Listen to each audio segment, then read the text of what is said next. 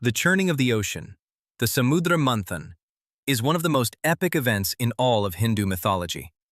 It is the story of how gods and demons, mortal enemies, were forced to work together on the biggest collaborative project in cosmic history.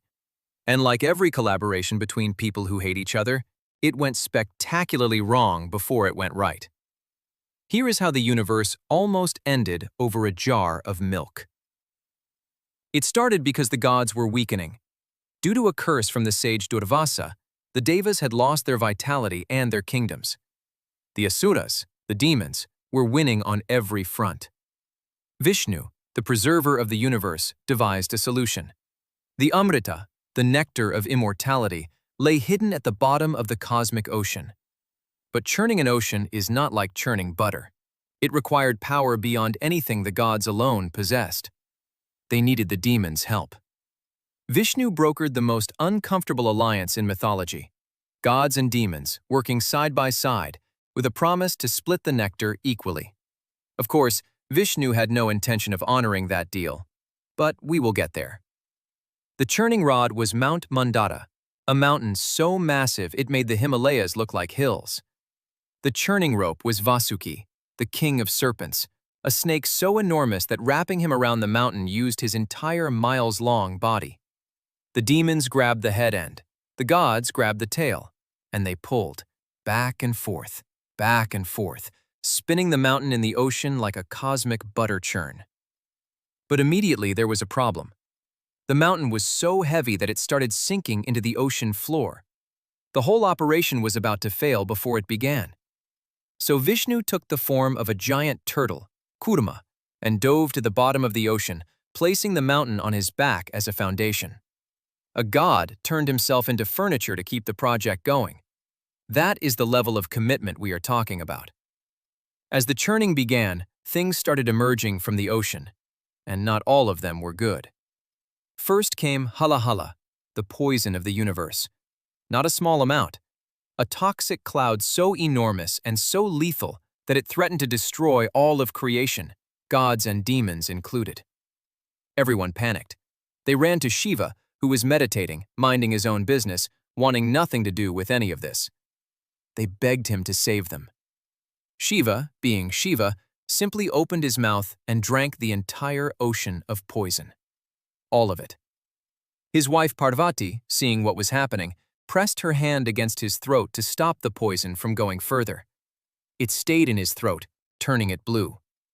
This is why Shiva is called Nilakantha, the blue-throated one. He swallowed the poison of the universe and held it in his throat forever so that everyone else could live. Think about that. He did not create the problem. He was not part of the alliance. He simply showed up and absorbed the worst thing the universe had ever produced because someone had to. After the poison was dealt with, the churning continued and treasures emerged. Kamadhenu, the wish-fulfilling cow. The Kalpavriksha, the wish-fulfilling tree. Lakshmi, the goddess of wealth, who emerged on a lotus and chose Vishnu as her husband, which is rich considering Vishnu organized this whole operation. Airavata, the white elephant that became Indra's mount. The moon, which Shiva took and placed in his hair. Apsaras, celestial dancers. Dhanvantari, the physician of the gods.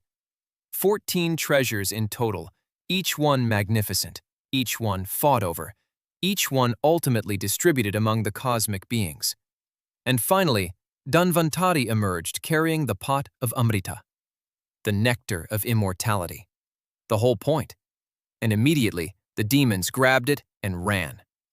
The alliance was over. The cooperation was done. The Asuras had no intention of sharing. This is where Vishnu played his final card. He took the form of Mohini, the most beautiful woman who had ever existed. She was so stunning that the demons stopped fighting and agreed to let her distribute the nectar. Mohini served the gods first, giving each one a drink from the pot. By the time she reached the demons, the pot was empty. One demon, Rahu, had figured out the trick and disguised himself among the gods. He took a sip of the nectar.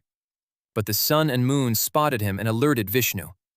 Vishnu immediately cut off Rahu's head with the Sudarshana chakra, but the nectar had already touched his throat. so his head became immortal. It flies through the sky, chasing the sun and moon, and when it catches them, it swallows them. That is the mythological explanation for eclipses. The head of a demon who cheated at the cosmic dinner table, eternally seeking revenge on the snitches who ratted him out. The Samudra Manthan is not just a creation myth.